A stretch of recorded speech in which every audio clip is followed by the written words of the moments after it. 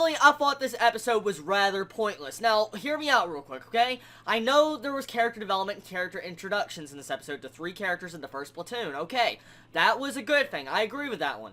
But all in all, towards the plot-wise, this episode really didn't do nothing. I mean, it was pretty much actually useless episode towards that. I mean, yes, character development is a good thing in an anime, okay, but not brand new introduced characters that I really don't care for. To be honest with you, I don't really think these 3 new characters that have been introduced are really stunning or great characters in this series so far. They don't seem to have any different type of personality or something to catch my interest.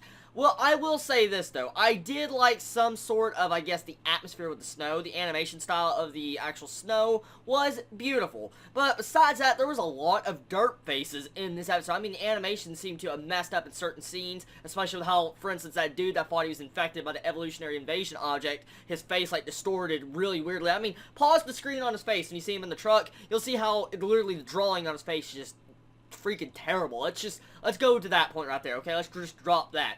The music-wise, I like the music in this episode. They really got it down with the, I guess, the background sounds, especially with the way the snow and the wind was, along with the actual music. It really added an ambience-type feel to this episode, and it felt like a very creepy, dark episode, honestly. This had a different feel than the other episodes had, especially with how this dude says he ate freaking evolutionary object, like meat, and he found out later in the end of the episode that he didn't eat it, but he was just freaking crazy. Anyways, he was a psychopath that killed all his freaking friends.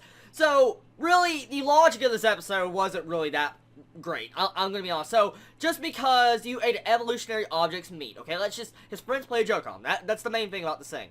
And his friends lie to him. He eats the meat and thinks he has an evolutionary object inside of him. Okay, at first I thought this was going to be actually a really good plot. It had a really good underlying plot element to this episode. Let me explain why I thought this episode might have been actually really good. For one, we saw last episode how we saw those little brain cell, like, I guess, parasites leave the body of the actual fish creatures. And so, I thought that one of those type of objects might have gotten the human brain and took control over his body. That's the first thing I thought, and I thought that's actually really freaking cool and interesting.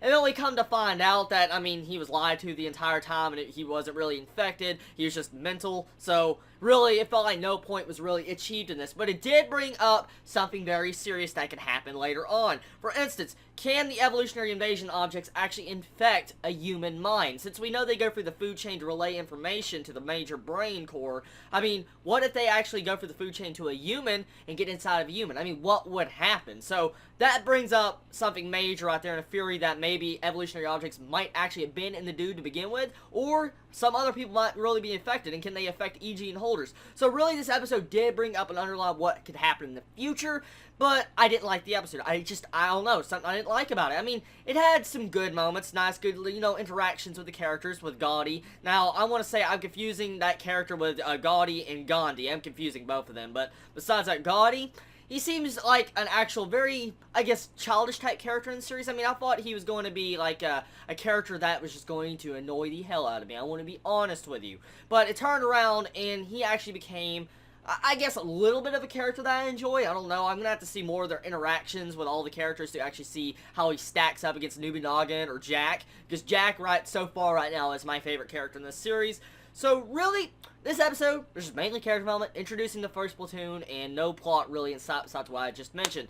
So, honestly, I would say, go get this a watch if you're into this series, but, I mean, this episode wasn't the most exciting episode yet in this series. So, anyways, this is going to be the end of my anime review on Nobunagun this week. Tell me what you think about this episode, and tell me what you think about the theory I brought up. Y'all wonderful day or night, wherever you live. Please stay safe. Chibi out.